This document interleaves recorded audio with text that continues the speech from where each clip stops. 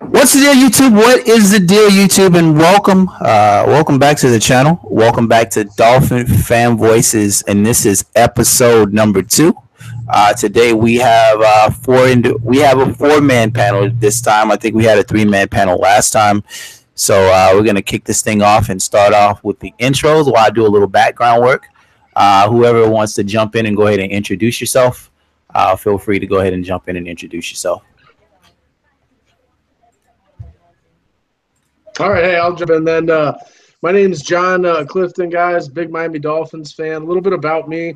I actually worked with two collegiate football teams. I did some work in '06 and '07 with Southeast Missouri State. And then my claim to fame was the work I did with Mizzou football team up there in Columbia, Missouri. For 3 years, I worked with the offensive line. I was a student assistant coach, and I worked under Josh Henson, who later became the offensive coordinator, and Bruce Walker. And I was there during the time we had Tim Barnes, Justin Britt, who's still active in the NFL, and quite a few other All-Americans. Blaine Gabbert, who didn't really pan out too much in the NFL. But, yeah, that's a little bit about me. I'm real excited to do this, guys. Love the Dolphins, and really excited to be here. Thank you. Well, all right, guess I'll jump in. Dolphins fan. Oh, go ahead, my bad. Yeah, my name's Stefan. I've been a Dolphins fan for 7 years. I live in Miami Gardens, Florida, and I'm ready to go. Cool. My name's Leon Burgess. Actually been a Dolphin fan my entire life. I guess it's in my blood. My mom was a whole life until she passed away back in 2010. I'm actually originally from South Florida. Isaiah, you may probably heard of a little small town, Belgrade, Florida, aka Muck City. I'm actually living up in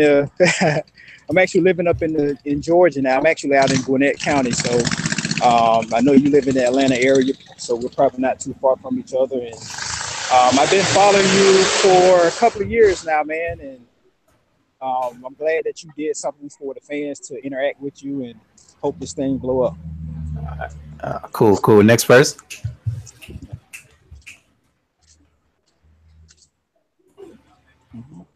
Person.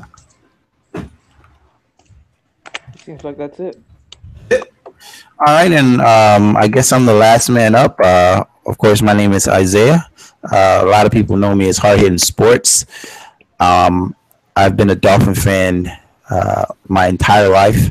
I actually grew up across Lake Lucerne from the Miami Dolphin Stadium. As he said, I'm actually living up in Atlanta now, not for I will never be an Atlanta Falcon fan. I am always going to be a Dolphin fan. It was kind of painful last year. My first year living in Atlanta, the Falcons go to the Super Bowl. So that was absolutely annoying, going to work and having to listen to Falcon fans talk crap to me about their team. I know what you're talking about. So yeah, man, let's jump right into this discussion, man. I guess the first topic of discussion, Dolphins versus Eagles, third preseason game. Who wants to take off first on their expectations for this game? Well, I think it's. Oh, go ahead. I'm sorry. Oh, no problem. Go ahead. I think it all comes down to two focus guys I think we have to look at as far as our roster depth goes. I think it is the offensive line, number one, and number two would be our linebacking core. I know we made some improvements this offseason trying to upgrade the linebacking core, but, I mean, we did lose our second-round pick. Who was expected to start. Now, they did get Ray Mayuga.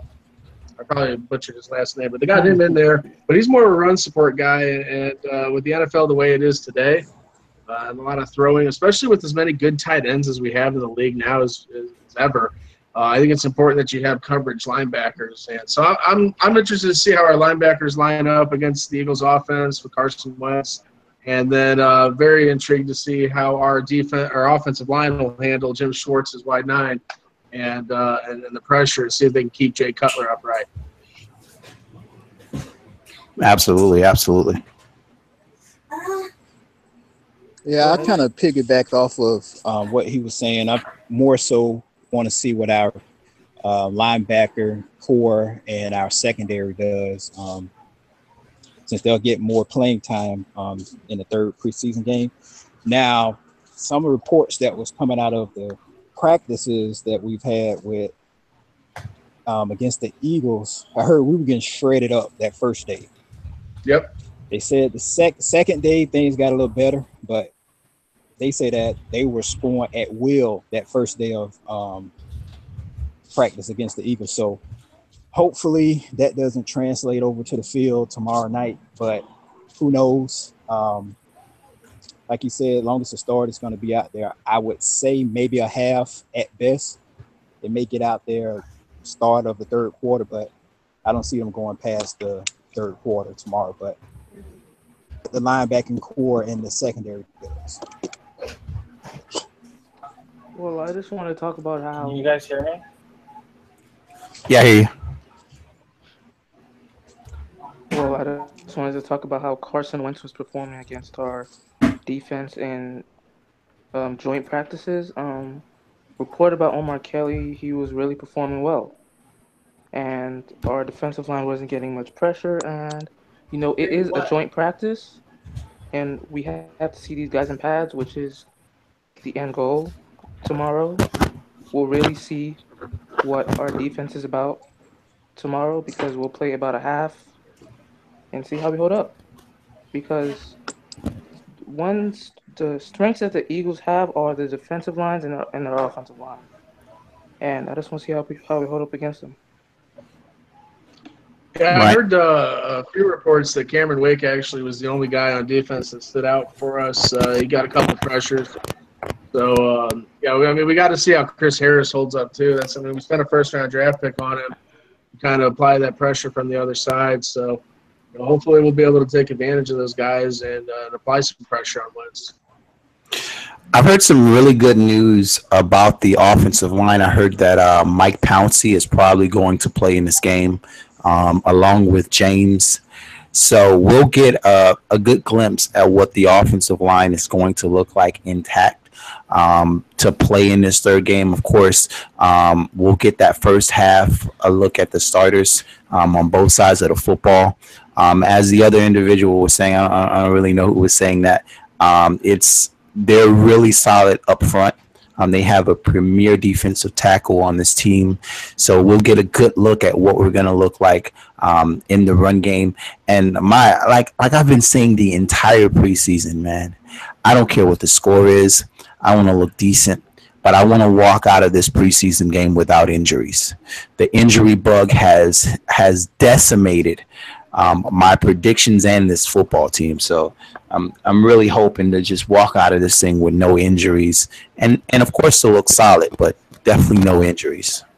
Hey, Isaiah, you bring up a really good point about the injuries, man. Last year, we got smashed. And it's funny, I've often sat there and wondered, what is it about us and the injury bugs, man, and not handling things right? And, I mean, it goes back to O.J. McDuffie, those of you guys that are old enough. I'm 30 years old, but a lot of guys don't know how McDuffie's career ended. He had to retire due to a foot injury that he had, and the staff didn't properly address it. And it got to me thinking about Tannehill, and I know that they opted out of the surgery last year, but when you have the injury that he had, it doesn't ever completely heal without surgery. And now they're finally addressing that with the surgery, and it seems to be like something's going on with the medical staff or the training staff that, we got guys that seem to be falling out at abnormally high rates. And when they do fall out, sometimes it doesn't seem like the injury is fully addressed. You talk about Mike Pouncey and the hip. I mean, it's great to see Pouncey out there, but myself and a few other people, we've gotten to the conclusion now that it's like, great, we're going to have Pouncey for what, 4, 8, maybe 12 games? At what point do you set a guy down and fully address his injury, especially when we have as much money invested in these guys as we do? You know what I'm saying? Right, I think right.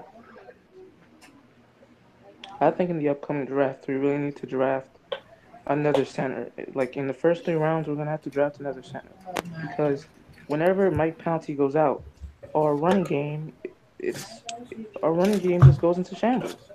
we virtually have no running game when he's not on the field. Well, coming Or from my background as like an offensive line coach, man, your center is arguably the quarterback of the offensive line. He's going to be the guy that calls out all the blocking assignments and stuff like that. I mean, he really sets the tone. And when you don't have consistency at that spot, it can really hurt your team. I mean, anywhere on the offensive line, you really need consistency because it's truly one of the only positions on a football team that is its own kind of group mentality position. Everybody needs to know what everybody's assignment is, and you need that cohesive unit. At Mizzou, we were very fortunate to have a lot of the guys, they started alongside each other for multiple years. And that kind of communication was, allowed us to keep our quarterback upright, to run the ball, to, kind of know what the other guy was thinking. And I think that's something we really need to develop in Miami because, again, it seems like every year we're talking about the same thing personnel-wise. It goes offensive line, then it goes linebackers and secondary. Yeah, I have 2 points on things. Sorry. Oh, no problem. Yeah, I mean, just a quick note, just to kind of get back to what you were saying, is that at the end of the day, we just seem to have bad luck. I mean, think about it. We have 2 season-ending injuries in which the person was not touched at all. I mean, Lippett just jumped up and came down and, season ending. Right. I mean, Tannehill, we could understand that he didn't get the surgery and, probably should have gotten it, after the fact. But, I mean, the Lippett injury, I mean, come on. That's just bad luck, man. Absolutely. Well, I was hearing from the Eagles practices with the Dolphins on Monday and Tuesday. Dolphins reporters were saying how the Eagles were shredding and scoring at will. And then I found a podcast for the Eagles reporters, and they were saying that the Eagles defense couldn't stop Jay Ajayi, that Jay Cutler was looking like the next coming of Aaron Rodgers. He was just slinging it out there, and the only interception was off of like a deflection, and the guy made a great play diving on the turf. So I don't know which one to listen to. Is either like Omar Kelly saying how we stinking it up the field, or the Eagles guys saying how they can't stop us. I mean, Omar Kelly. I mean, I get it. Is Omar seems like a hater to me. That's just my personal opinion. But he kicks it real. That. You know that he's blocking people on his Twitter account to bring up the yeah. If you talk to him, rules. He was beating the table for Paxton Lynch, and we didn't draft him. And now that Paxton Lynch can't even beat out Trevor Siemian, people that come to his Twitter account bring it up, he's blocking them. No hate for you, Omar, man. I still read your articles. I mean, look. Paxton Lynch came from a system that really did not have many remnants of NFL-style offense. So, I mean, it'll take a while for him to adjust. Yeah, that's true, because he come from like a spread, run and shoot, move the pocket. And now he's trying to learn that double back system in the Broncos. So, he has a long way to go, but Pouncey, I believe Pouncey's gonna have a comeback year. When he first got his hip injury, it was under Joe Philbin, and they rushed him out onto the field because of his Pro Bowl center, and then they experimented moving him to right guard, and he had his worst grade from PFF. And then he just compounded his injuries. Brother Marquise on the Steelers, and when they finally set him down, because he was having similar issues with his hip, and now he's playing all the time and he's fine. So I think the plan that Gase has come up with every other day practicing, he's gonna be fresh. And he'll probably play more than 12 games this year, easy. I think if he plays I 16, hope he's so. the comeback player of the year. But I I'd agree with you guys. If he's down, it's a wrap for our offensive line because Steen's going to be out till at least week 8 with his Is that bicep. no? That's Larson. Oh, Larson, yeah, and then Yeah, and Larson. Urbic, he's going to miss the first game against the Buccaneers. He's getting his knee scoped. So now we're We all do down to realize. Go ahead. Jesse Davis and like Steen and Jake Brendel. Who do you guys think is going to get the start at the other guard position? Jesse Davis. It's going to be Jesse Davis. Yeah, I heard he's I gonna think so be. too. Yeah, I agree. I mean, if he starts for us, that's a really risky thing to do. I've heard great things. But Go ahead. the options are slim at left guard right now. It's kind of like throwing a name in a hat right now. Yeah, in the worst case scenario is that we get stuck with the guy who was on the We'll see. The game will have a better idea. I mean, I don't get why we haven't pursued Brandon Albert yet. That's a little weird to me. Yeah, I've heard reports. I've heard reports that that Gase totally wrote off Brandon Albert. He was asked about Brandon Albert, and Gase flat out said no. We're not. Yeah, gonna there's some talk going around about BA, especially with the whole Jaguars thing. He's out of it. The only reason that he was reporting back to Jacksonville was because he wanted the money. And you can see they didn't put up. Tom Coughlin's not putting up with that shit. But Yeah. There's talk that BA is mentally checked out of football, and it's sad because when he was in Kansas City, man, you're talking about a perennial Pro Bowler, and when he was healthy with us, man, he was good too. It's just the curse of the offensive line. It's been an issue. God, I remember Jake Long, guys. Jake Long really arguably could have been one of the best tackles to ever freaking play this game. And there was nobody that could kick back faster. Hurt, man. Yeah, I mean, dude, you talk about a guy that is literally made of glass, and it's sad because that dude had one of the fastest kick slides that I've ever seen in my 20-plus years watching the NFL. But it's funny though because you look at a team like the Patriots, and I know a lot of people hate the Patriots, but I do respect them. I've followed them this 15-year dominant rise they've been on.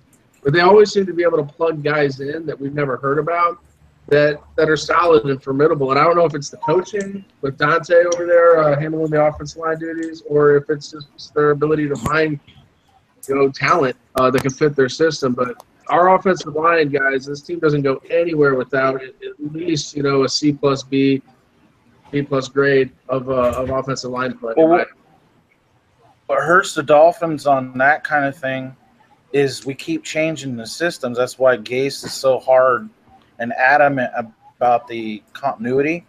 Is like we just go a season, it doesn't work, so we get a different system, then that doesn't work. And then we're just keep going back and forth.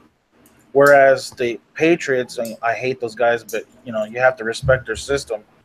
They're able to look at the talent and evaluate whether that player has the traits to actually swing in their system. Mike Vrabel, you think about him. Go ahead.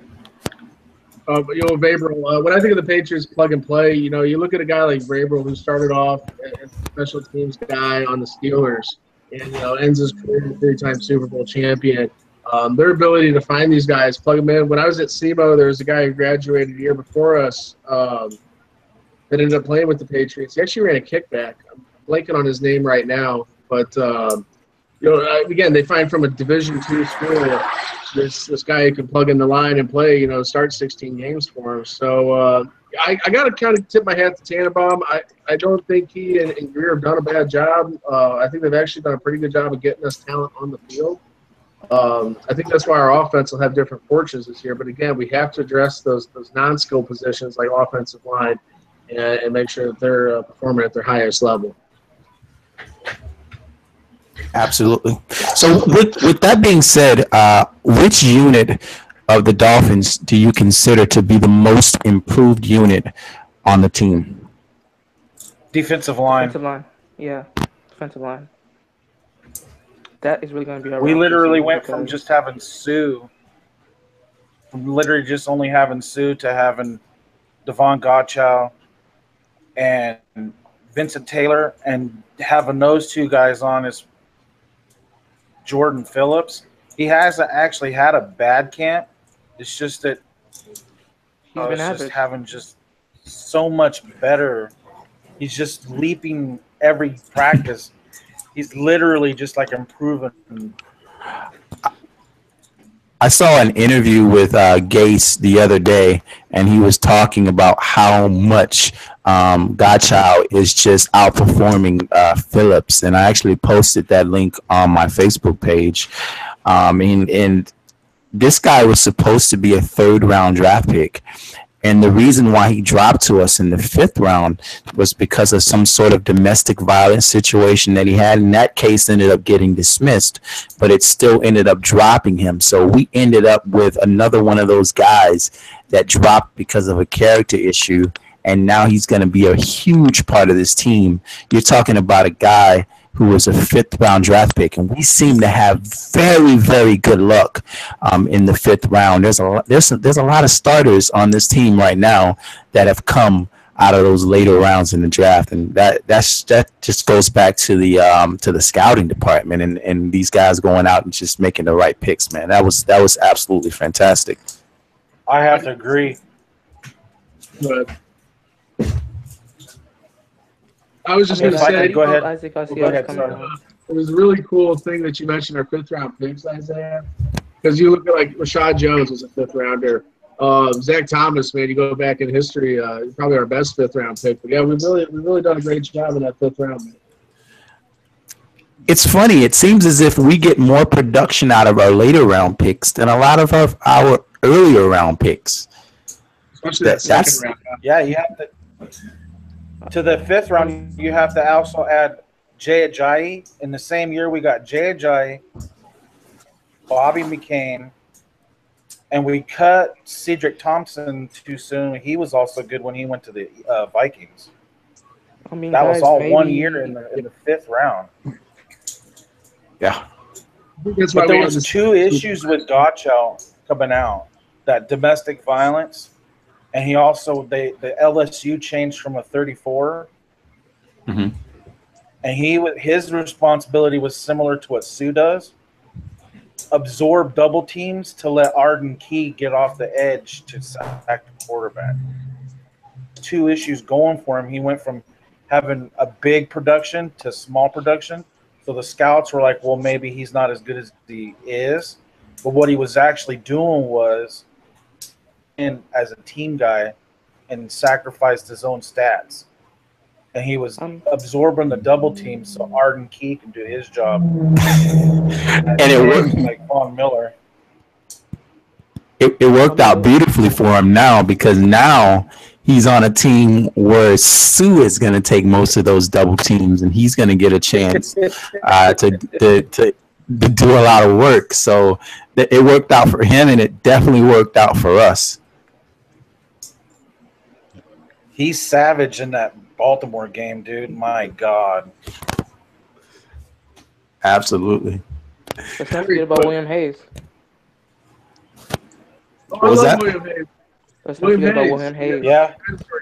That's another guy who's a big upgrade on that defensive line. Isaiah, he really He's that edge, dude. I mean, Yeah, he's so huge dominant. upgrade. If you look at him, he's a very serviceable player, but he's also a leader in the locker room. I don't know if you guys had a chance to watch any of those all-in season episodes on Amazon that follow the football teams. They have 2 seasons, and last year they focused on the LA Rams. And you got to see a lot of William Hayes, and you get to see a lot of the entire team in the background and stuff that goes behind the scenes. And he's going to bring a lot of leadership qualities, I think, to this defensive line. And he's still one heck of a serviceable player. I think of a lot of him as like Vonnie Holliday. Remember when we brought him in? Yep. And he kind of came in off the bench on a lot of pass rushing scenarios. I think we'll see a lot of that from William Hayes as well. He was a great, solid pickup, and we didn't really give up anything to get it. Yes, absolutely. That's the biggest part of it.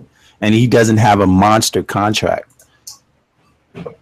which really makes me mad about the Branch deal. I know I harp on that a lot. I don't like that deal. I don't understand the deal to get Harris and Hayes and then give Branch that big deal when we still had that gaping hole on the offensive line. I felt that money should have been used to go after an offensive lineman like a Zettler. I don't understand that move at all. If we made any mistakes in the offseason, that was the mistake that I felt like we made. Well, if we're going to pay Branch that kind of money, we might as well have kept Vernon here. Because, Vernon, again, I kind of thought maybe he got a lot of his production because of how well Wake plays. I think Wake's one of the top 3 edge rushers in the game right now. And when he's healthy, when Wake's completely 100% healthy, there is nobody better. I don't mind saying that. I think that's 100% mistake. But, if we would have kept Vernon on the other side, who knows, man. I just think we paid Branch. And really, I didn't think Branch was anything that special last year. Bingo. Well, also, Branch was pretty the money that solid. Ronald Leary signed with the Broncos was only $30 million. We probably could end up with a solid left guard. Right. Yeah, that's a guy I thought we should target in free agency. I mean, I'm a little disappointed. Zettler ended up getting like $10 million a season to go to. I think he's with the Browns. Yeah, the Browns are the only team that would pay him that because they're desperate. Yeah. But to me, it seemed like the Branch deal reeked of a desperate move. We see it every year when a team that is not one piece away, but they think they're one piece away, they make some type of move like that it's like, oh, really? The Branch deal strikes me as a team that went 4-12 the year before, and it makes that signing. It didn't make sense to me. Maybe they see something we don't because we don't go to all the practices, but I wasn't a big fan of the signing. Not saying that I'm not a big fan of Branch. I just think we way overpaid for the value of the player. But again, that's just my opinion. To me, when they signed him to that deal, the things I saw were the defensive end market was very weak. And he was probably a top 5 defensive end in that market in free agency last offseason. And Miami's pretty much going to be betting on his potential. I mean, he was pretty average last season, decent against the run, decent pass rusher, but I guess, like you said, Miami sees something we don't. Well, it's weird. They always talk when you sign a free agent, you're paying for what they've done in the past. You're not paying for what they're going to do in the future. Baseball is the greatest example of that. You see these fat contracts that have no future foresight into them. With the Branch deal, you're right. We are paying for the potential on it. My opinion is, if it's a weak defensive line class, don't overreach and overpay somebody just because the pickings are slim. There's always somebody that you can find in the draft or the free agency, rookie free agents. That's just my opinion. I mean, obviously they addressed it with the pick of Chris Harris in the draft. So, again, defensive line, I think, is one of the, if not the strongest points, it is the strongest point on our defense. Obviously, they've done stuff right. Hopefully this pays out for us in the long term. I mean, guys, just imagine if we had drafted another defensive end in the draft rather than picking Raekwon McMillan and then going all in on Zach Brown. Yeah.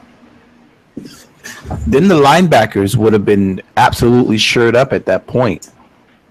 It would have been absolutely shored up at that point. Right now, we sit and we just bet on an aging veteran who's coming into camp like 10, 15 pounds overweight because, we had no depth behind Raekwon McMillan. So that's the issue. We're right back where we were before we drafted him. We still have that. We should have drafted more than just the one guy. This is 30-plus years old, guys. And the last Steeler that left his, Pittsburgh and went to Arizona, the big deal was the outside linebacker, Woodley. That didn't really pan out too well. So we're kind of taking a gamble. Lamar Woodley, he left Pittsburgh and went to Cardinals on a big payday and ended up getting cut a couple seasons later. So Timmons, he was great in Pittsburgh, but he's going to be shifted into a different system here in Miami. So, maybe the Michigan system will work out for him. But he was a 3-4 linebacker, not going to be plugged into a 4-3. So that's the thing about Pittsburgh. Towards the end of last year. Sorry, go ahead. Sorry, No, go ahead. What? I was just gonna say, last year, towards the end of the season for Pittsburgh, they actually had to move away from the 34 a lot more. Simmons was playing in the 4-3 because they really didn't have all the linebackers to flesh out the 34. Is And he with playing Timmons, we're gonna have him on the outside? he's on the outside playing like the Sam backer in the 4-3. It really But kind they're of shows me using the him to pride that. blitz. Go ahead. So I was going to say, though, they're going to play him, and Kiko's going to be lined up on the tight end, and Timmons will cover the running backs or blitz with like hopping in the coverage every once in a while to like do like those twists and stunts to confuse the offensive lines. And he's done well in his coverage, even though he's not like famous for it. But the scary part is he's great for us. He's never played 16 games yet. Yeah. And now with Raekwon gone, man, that's like we're back to Hole and Hewitt and whoever else we can get off the street. No, that's what we do that way. That's what it breaks down to. Whatever we can pull off the street. I mean, I don't know how we survived at the end of last season, guys. And this year it'll be a little tricky with like our secondary. I mean, I know they brought in Nate Allen, and I think Nate Allen is one of the premier safeties. He's very, very good in coverage. McDonald, of course, won't be able to play until week 8, I think. He's got week 8. But he and Jones kind of play off each other. I mean, Rashad is when he's healthy again. When Rashad's healthy, we're talking about arguably maybe the best safety in football. There's a lot of talent on this team. What we're getting exposed now on is our depth, and that's what when we look at our roster, that's what they really need to start addressing this year, next year, is the depth of the roster. The star talent's there. I mean, our wide receiver core. Try and find a better group of wide receivers in football right now than ours. And I mean, and even when Leonte freaking steps up, he'll be somebody that we can really count on. Hopefully, they'll give us 4 targets for whoever's playing quarterback. Absolutely.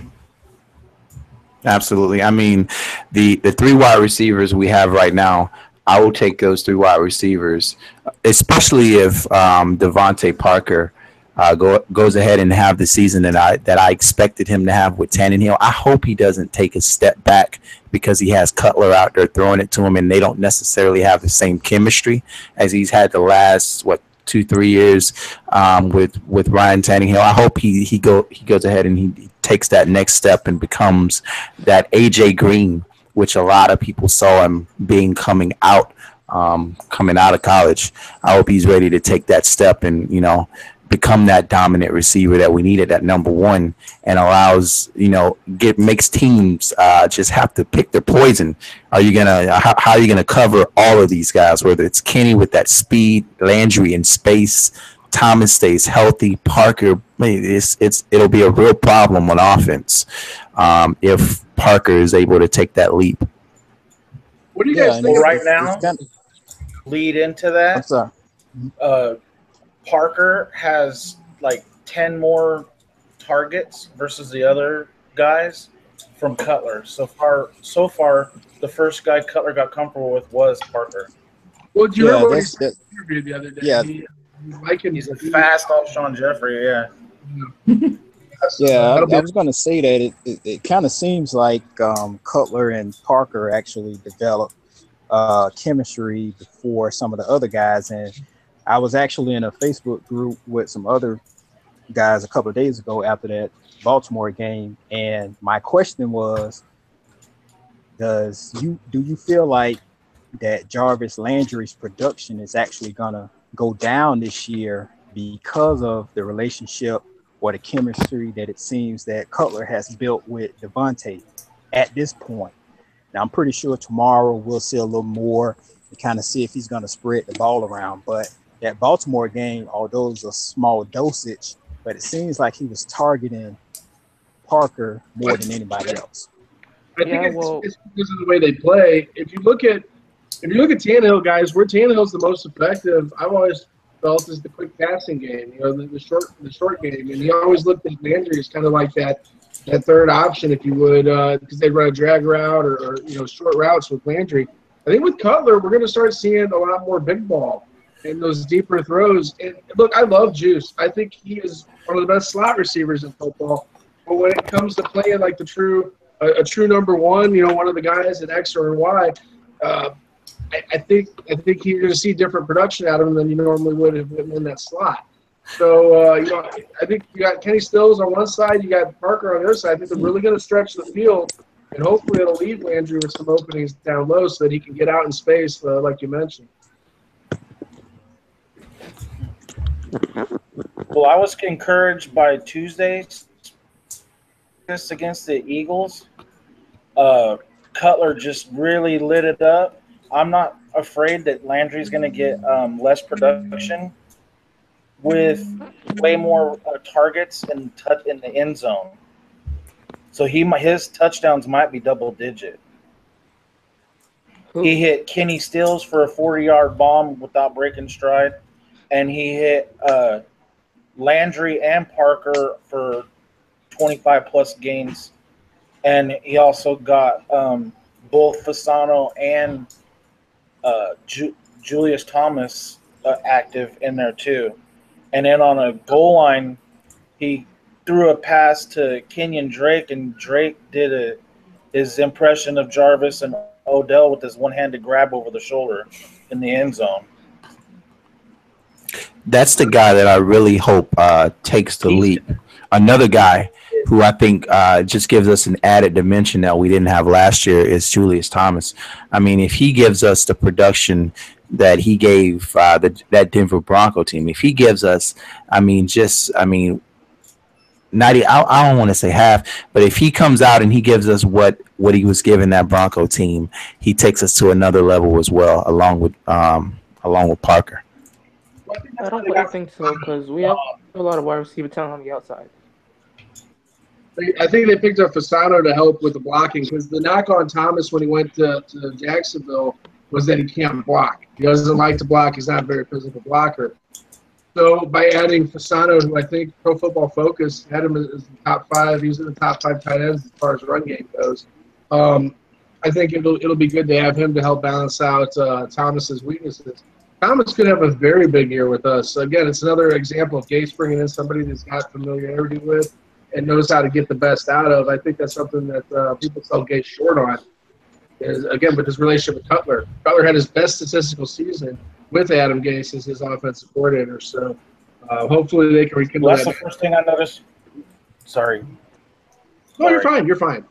No, I was just going to say that's where Thomas is improved is his blocking. Does he come down on that blitz against the Ravens, and he peeled that blitzer and allowed Cutler to step up and throw that 30-yard strike, that slant to Parker.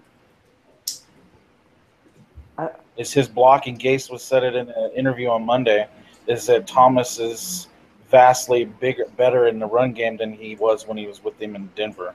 I mean, with our tight ends being able to block, it will allow us to run on the outside a lot more than we did last season. Because when Mike Pouncey was around, we ran up the middle a lot because he was the engine that made us go. But since we have some guys on the outside, maybe we'll run more towards there. And Tunsil's going to be at the tackle as well, so that'll help us on the running on the outside as well. How do you think that transition will go for him? That's an interesting switch because he played tackle in college. We bring him in and put him in guard. And he has a great season at guard. A very, very good season at guard. Now they're going to kick him back out to tackle. I just think that's kind of interesting. What are your guys' thoughts on that? I think he'll be fine. I mean, that's his natural position, so I don't see him, falling off or anything like that. So it actually works out in our favor. So that left tackle spot, obviously, that's the blind side for Cutler. So I think he'll be fine there. What I find odd is Bushrod's was left tackle for over 10 years. how we have him always pencil in at right guard, it would seem like he would fit better left side position, and then that would open our right guard. And Anthony Steen is a more natural right guard from when he played for Alabama. I mean, I'm sure he's fairly comfortable playing in that spot because he's a veteran. If he didn't feel comfortable with the role that Miami wanted him to play, I don't necessarily know if he would want to sign with us on what the expectations were. That's And true. at right guard, I mean, he was actually good against the pass. You know, I a was lot Yeah, gonna and of that say, was his people, first year last year as right guard too. So yeah, yeah, he had some games a where lot of he, people. well, Go ahead, I'm sorry. go ahead. I was just saying he had some games last year where he performed pretty well at the guard position. You know, I like the pickup of Larson. I was kind of excited about that. Sad to see him get hurt, but you know, again, maybe we're all overstating the line. I just think it's maybe it's because it's a classic Miami issue that we've had since it seems like 2001. But you know, it's just something that again we all know as fans of this team that watch this team. This team literally goes as far as it goes with the line. That's where it starts and that's where it ends. You know, a You got to very keep that running game going. But go. All right, so this is going to be the last topic of discussion before we go ahead and wrap up episode 2. And this is a topic that I started to get into on a previous video, and I said I would discuss on this podcast, and I want to get you guys' opinions on it. If Cutler plays well and healthy at 34 and wants to come back, we have him sign it with like $10 million a season, and Ryan Tannehill comes back for next year healthy after the contract. What are we going to do about that? I think out of respect for Tannehill, I think, you know, our management is going based on what the things I've heard about him in training camp. You know, I've heard that the Dolphins expected him to take a big leap and expected him to perform like a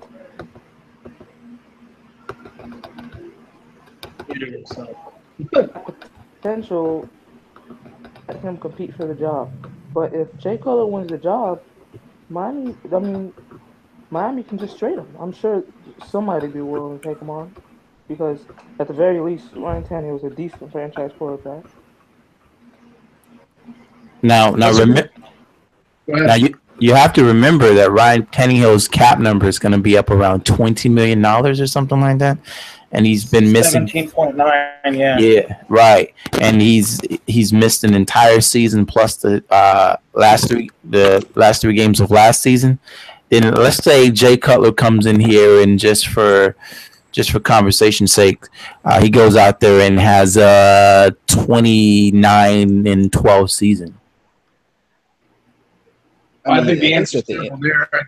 I think you stick with Cutler. If you think back, guys, Dante Culpepper, we brought him in. Knee injuries are huge for quarterbacks. Bill Parcells is the one who said it famously: "You throw with your legs, not your arm." Tannehill, every year that he's played for us, has improved. I think Tannehill is a great quarterback, but again, if Cutler goes out and balls and has a great season, takes us deep into the playoffs, you got to at least bring him back to see if you can build on it. I know he's 34 years old, but you know, you can't carry both of them, I don't think. Financially, you just can't do it. But if Cutler has a great season and leads this team and really performs, guys, I think, you know, you got to say, hey, he's the guy. I'd hate for that to be the case, but, you know, that's just what it is. Yeah, I but think, I mean, matter like, what, I think even the if Dolphins ever go ahead. sorry, go ahead. I was thinking I mean- that even if he goes, say he takes us to the game, and he has like a 33 and 13 interception to touchdown ratio, I still think that at the end of the season that he rides back into the retirement and I the job's Tannehill. I don't No, think he no. can do that. No way. At the beginning of the season, Ryan was like literally took a step forward in both his leadership and his mastery of the offense. I still think it's only a 1-year deal, even if he balls out. No, if That's he go to the interesting, though. AFC Championship game, it's no way he's gonna go back into the booth. I mean, I'm sorry. I think he left Chicago, guys. I think he left football because Chicago beat him out of football. I mean, he said, Oh, go yeah, ahead. he just said that he actually lost a passion for the game because the team was losing. He said he Yeah. just wasn't in it no more. You know, Look at Barry Same as Sanders. Calvin Johnson. Barry yeah, Sanders, same thing. Calvin Johnson. All these guys, like, you can only take getting your ass kicked, pardon my language, so long before it's like, Barry Sanders was in tears on the sidelines his last game, guys. And that's a guy who would have been, the all-time leading rusher had he kept playing. But the Lions did it to Calvin Johnson, too. When you train and work as hard as these guys do, you put in all that effort, you go out there and you don't win, that's a miserable feeling. And so, look, Cutler, there's a great article that was written like 2 years ago about him, and you guys know that he played like under 6 different coaches his first year, his first 6 years in the NFL. He's never had like stability as far as his coaching goes. I'll post the article up on the Dolphins fan page so you guys can read it. I'll have to find it, but it was a really good read on the thought process of Jay Cutler, and I think that Gase is this one type of coach, the only coach maybe that has been able to tap into Cutler's mind and to be able to gel with him, and Cutler trusts him clearly. Otherwise, he wouldn't have come back. So who knows? Maybe this is the beginning of one of those like Rich Gannon experiences. You guys remember Rich Gannon, who played on the Chiefs, the Vikings, and never really had great success, but then he goes to the Raiders. With John Gruden. Yep. That next thing you know, this guy. That is the exact scenario that popped up in my head. Rich Gannon ends up going to the Raiders, and I think he went to the Super Bowl, didn't he? Yeah.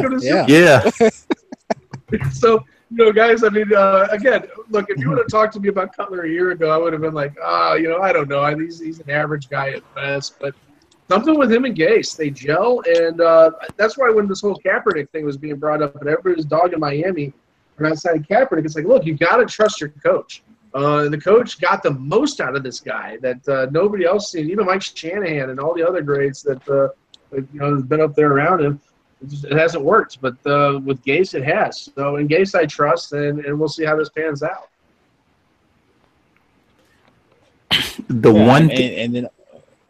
Well, just a quick thing. And look at it. This is probably the best talent has been surrounding Cutler.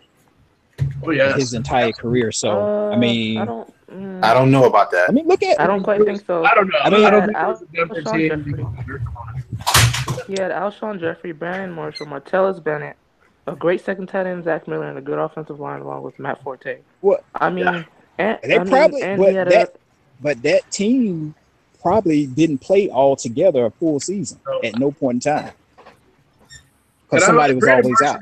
Brandon Marshall, I don't care how good he is. He's a very talented guy. Brandon Marshall, to me, is not a good teammate. We're hearing all this stuff come out from New York, and I hate the Jets. That's like the only football team that I do hate. Now that Ryan's on, I don't hate him as much because I like Todd Bowles. I hope it works out kind of for him. But Brandon Marshall can rip a locker room apart, guys. He's just got that and it's sad, too, because he kind of changed who he was when he was down here. We all remember his wife stabbing. Yeah, his hands getting cut up. The one thing that Cutler didn't have that Bears offense that was lacking, that this one is better than that one, is they had Knox as the deep threat, and Kenny Stills is by far way better than Knox. True. Oh, yeah. Yeah, I mean, we're talking return specialist. Guy. And I think Ajayi is way better than for Matt Forte. Forte, yeah. I don't quite think so. I think running the ball is. I think Ajayi has to show skills with catching the ball. I mean, we've seen him. Well, in college, he had 50 catches his last year at Boise State. Yeah. It doesn't look very natural coming out of the backfield, trying to catch the ball. It just doesn't look people right. in college and catching the ball. I don't know how, but he doesn't really look like a fluid pass catcher to me running out of the backfield. So no, it reminds me a lot of Andre Williams who that drafted him.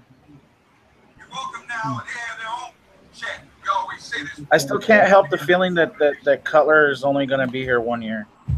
I mean, it's what it seems like. It seems like a rental, but I mean, again, if we make a strong push, if he puts numbers up, I can see him saying, "Hey, this shows all the haters. I'm going to come back again." I mean, why not? It's just we see how it plays out. If we go 8-8, 9-7, don't make the playoffs, he's gone, no doubt.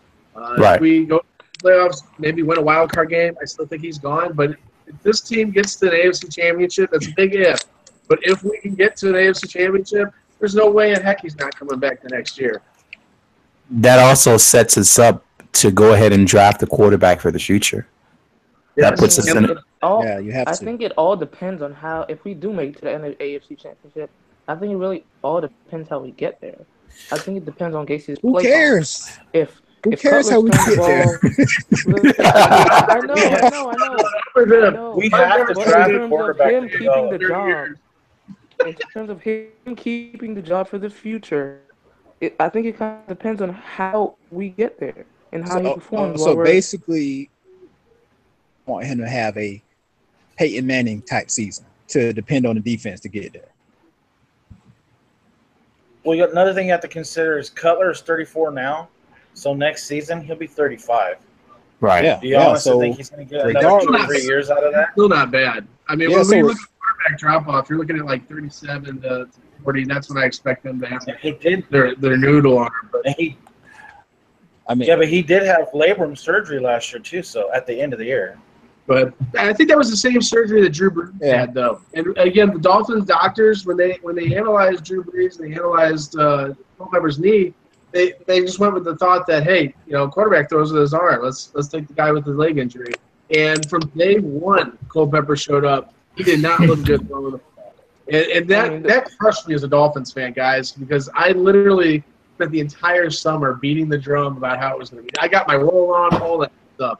And 4 games of the season is just like, what the heck is – I mean, when Joey Harrington's out playing you, there's a problem. Just imagine what we could have done with Drew Brees. Just imagine the players he would have attracted to come play with him. I mean, who knows how far we could have reached? What bounds we could have reached by now? Well, this coming off season, we're gonna say we have to make the decision Tannehill versus Cutler. We still have to, if we want to keep Matt Moore, he's due a contract. He's a free agent at the end of the season. Let's talk about the starting quarterback. He's out of here. Miami really does have to draft a guy because Cutler's going to be 35 and Tannehill will be 29 or 30. Yeah, no, you're right. They have to find Gase's guy in the draft. Well, at least they have to find somebody they can bring in and that they can at least look at grooming. Because again, talented enough to push, but have to be able to develop too. Yeah, I mean, I don't think it's necessary that we ultimately have to find our franchise quarterback offseason. But that, again, regardless of how this all turns out, you make a great point. We need to find somebody else because there's a reason why Matt Moore, and I love Matt Moore. I think he's the best backup quarterback in football. Again, another example of how talented our roster really is. We have a lot of talent. But I don't know if he's a starter, and clearly the coaching staff does not feel he's a starter. So, yeah, we have to address the backup position regardless of where we move. Well, as good as he played, there was a noticeable visual eye of drop-off between Tannehill to Moore. And I'm not saying I don't really like that guy. But, yeah, there was a difference between him and Ryan. Yeah. Guys, Ryan stays healthy last year. I mean, who knows? I think we might have at least beaten the Steelers in the playoffs. One game. Ryan was having a great season. He really was. The offense was starting to gel. It was really looking good. And, it's unfortunate what happened to him this year. I think it goes back on the medical staff for not saying, hey, look, dude, your knee is never going to heal. It won't heal. That injury will not heal unless you have surgery. And I think we're making a decision for you. You're getting the surgery. You're sitting down. Yeah. I mean, but at the end of the day, I don't know if you guys are old enough to remember Marino when he tore his Achilles. I remember my dad and I was there. Dude, it was brutal. And that game he came back the next year in '94 and torched the Patriots, man. Who knows? It's really sad to see. There's another draft pick we got with the weed issue. At least it wasn't wearing the bong mask. All right, guys. So the time is now 7:55. I'm gonna go ahead and wrap this episode up.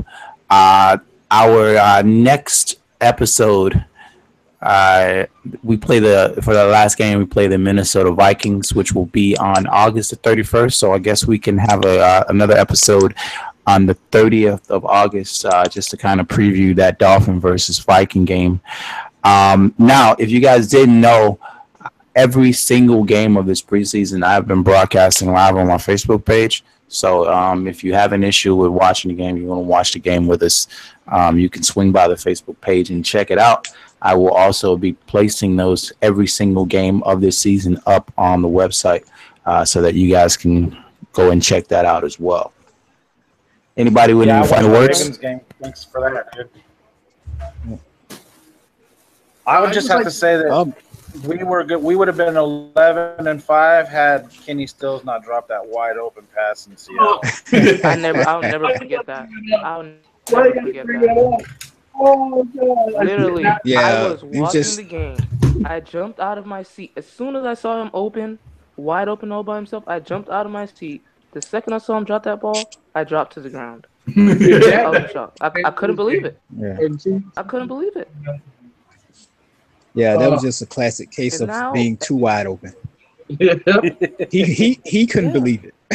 He was stunned that Tannehill put it on the money because previous years, like Tannehill and the deep ball were like enemies, mortal enemies, man. But Tannehill was looking good last year. It's a shame he that was 11-5, dude. That's how I look at it. That was 11-5 last year, barely. Yeah. Yeah, How about that Rams game? For 55 minutes, we didn't show up. Man, that Rams game was painful until like that last 2 drives. Yeah. Tannehill was. He was putting that thing on the money, man. That was. Yeah. And Landry, man. Did you notice who Landry dragged after he ran over number 52, the linebacker? He was dragging Aaron Donald into the end zone. He's dirty. Jarvis Landry, dirtiest player in football, man. That guy, Juice is good. If you put him on New England, he catches 190 balls, 700 yards, 32 touchdowns, and somehow 15 touchdowns. Yeah. We need to target him in the end zone more, dude. I think they are. I think that's their focus this season. I don't think if it isn't in our best interest, I don't think we should force trying to get Jarvis Landry touchdowns because we have so many other options to pursue. Parker, Fasano, and Thomas. That's where they're here. Well, Cutler's going to force that shit, dude. That's what he was been doing his whole career. Yeah, I hope Adam Gase runs a lot of screen passes and runs the ball a lot. It doesn't have a lot of high-risk things to run. That's with Davis being the left guard. He's the only one that can actually do the screen pulls. Asiata was disengaging too soon, and the rush was getting to the quarterback before it set up. Yeah, that was a really big problem for us last season. Gase is trying to force his system from Chicago and Denver, trying to run all those screen passes. We just couldn't execute them. Nope, and in those first 5 games, we had to sacrifice the hurry-up offense. We had to scuttle it and go to the run game. Yeah, I remember that. I totally forgot about that. Yeah, that's true. Just, my final thoughts, man. We just need to stay healthy and get off to a quick start this season, man. We can't start 1-4, 1-5. We can't do that. We have to start at least by game 6. Best case scenario, I want us to be at least 5-1. That would be an amazing start. Yeah, 5-1. 4-2 worst case. But if we get off to one of those, 1-3, 1-4 type starts, man, I don't know if we're going to be able to dig out of the hole this year because we got a brutal schedule. Absolutely.